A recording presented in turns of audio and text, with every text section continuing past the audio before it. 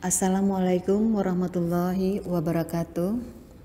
Selamat pagi anak-anak. Kita bertemu kembali untuk melanjutkan pelajaran tentang teks prosedur. Sebelumnya marilah kita sama-sama berdoa menurut agama dan kepercayaan masing-masing. Berdoa, mulai.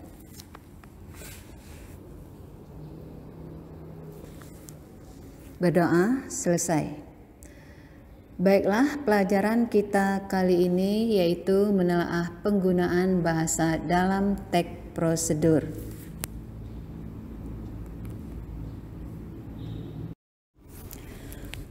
Bagian D, penggunaan kata, keterangan cara, keterangan alat, dan keterangan tujuan pada teks. Kata keterangan atau adverbia adalah kata yang memberi keterangan pada kata lain, seperti memberi keterangan pada kata kerja atau verba, memberi keterangan pada kata sifat atau adjektif. Yang pertama, keterangan cara. Kata penghubungnya adalah dengan dan secara atau cara. Contoh kalimatnya, bungkuslah adonan dengan rapat. Bunyikan secara serentak semua gendang. Minum cairan tanpa diaduk. Maksud tanpa diaduk ini dengan cara tidak diaduk, ya. Jadi boleh pakai tanpa.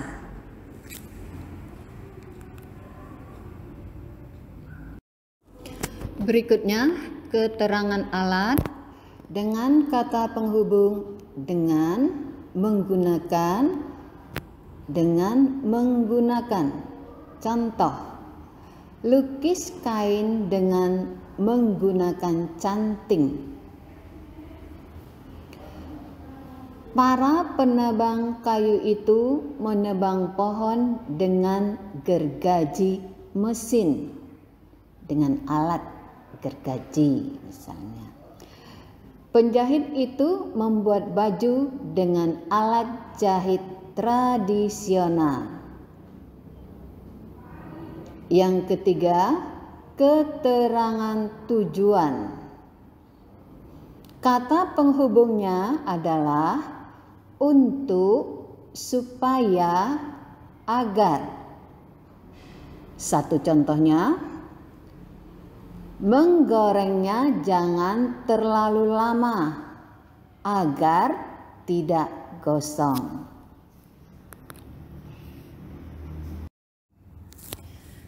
Yang keempat adalah keterangan derajat atau kuantitas, yaitu kalimat yang menerangkan suatu derajat atau kuantitas dari sebuah kata sifat, kata kerja, dan kata benda yang merangkai kalimat itu sendiri. Sinonim dari kata derajat yaitu tingkatan, ya, misalnya secepatnya atau lambat atau sedang. Kemudian sinonim kuantitas yaitu banyaknya, misalnya 1 kali, 2 kali, dan seterusnya.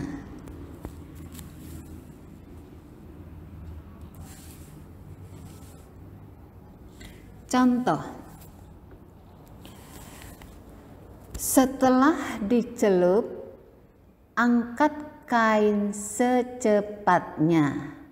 Nah, secepatnya sini adalah keterangan derajat atau tingkatan. Lanjut contoh berikutnya, setidaknya tanaman dipupuk sebulan sekali. Ini adalah kuantitas. Selanjutnya yang kelima, keterangan syarat, yaitu kata penghubungnya adalah jika. Contoh, jika malam yang digunakan terlalu panas akan merusak kain. Malam ini maksudnya lilin malam yang digunakan dalam membatik. Berikutnya, jika gula terlalu banyak akan cepat hangus. Yang keenam, keterangan akibat. Kata penghubungnya adalah hingga, akibatnya, sehingga, sampai, menjadi. Jadi kita pilih penggunaan kata penghubung yang sesuai juga. Contoh, goreng adonan hingga kecoklatan. Ulangi kegiatan sampai bahan habis. Berikutnya yang E, menggunakan kalimat saran atau larangan. Teks prosedur memandu pembaca agar selamat, aman, dan dapat mencapai hasil maksimal. Oleh karena itu, bahasa teks prosedur juga menggunakan saran, keharusan, dan larangan agar tidak menimbulkan bahaya. Penggunaan kata atau frase hubung yaitu sebaiknya, hindari, jangan, jika tidak, atau kecuali jika, dan sebaiknya. Penekanan untuk hal-hal yang diperlukan atau yang perlu diperhatikan dalam teks panduan atau instruksi sering diberikan dalam bentuk kata kerja perintah atau imperatif, atau dengan Anda sebaiknya, itu merupakan pilihan saran, atau kamu harus, itu pernyataan keharusan. Penekanan ini juga dapat dinyatakan dengan cara berikut. Untuk contoh, jika kamu tidak melakukan secara perlahan, akan membahayakan otot leher. Misalnya melakukan senam leher.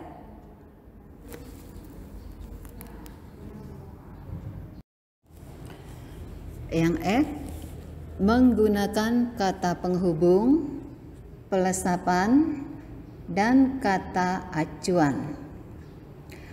Langkah dalam panduan dapat dihubungkan dengan ungkapan seperti kemudian, sekarang, berikutnya, setelah ini. Ya, ungkapan seperti ini tergantung pemakaian kalimatnya. Kemudian kadang penulis menggunakan penghubung atau kata yang diulang terlalu sering. Untuk itu diperlukan pelesapan atau menghilangkan kata-kata yang sama. Contoh, masak tepung ketan dan cairan santan selama 30 menit. Berikutnya, aduk terus dalam kurung tepung dan santan yang dimasak hingga mengental dan berwarna kecoklatan. Jadi antara contoh 1 dan contoh 2 ada yang sama, yaitu tepung ketan dan santan. Nah, kata-kata yang sama ini kita hilangkan saja, yang disebut dengan pelesapan, menjadi aduk terus hingga mengental dan berwarna kecoklatan. Ya, ini aduk terus ini apa? Yaitu mengacu kepada tepung ketan dan cairan santan.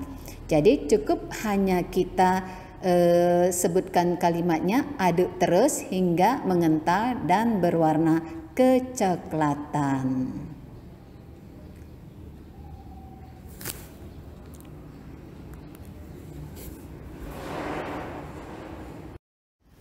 Terakhir yang G, penggunaan akhiran i dan akhiran kan pada teks prosedur.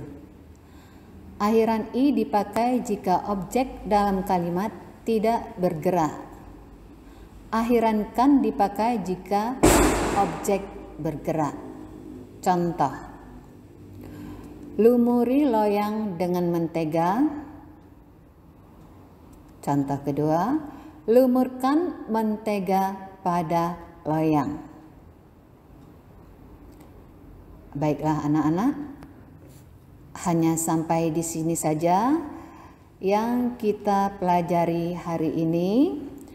Mudah-mudahan apa yang Ibu sampaikan dapat kalian pahami. Kemudian untuk melihat ada tidaknya tugas atau latihan, silakan dilihat di Google Classroom.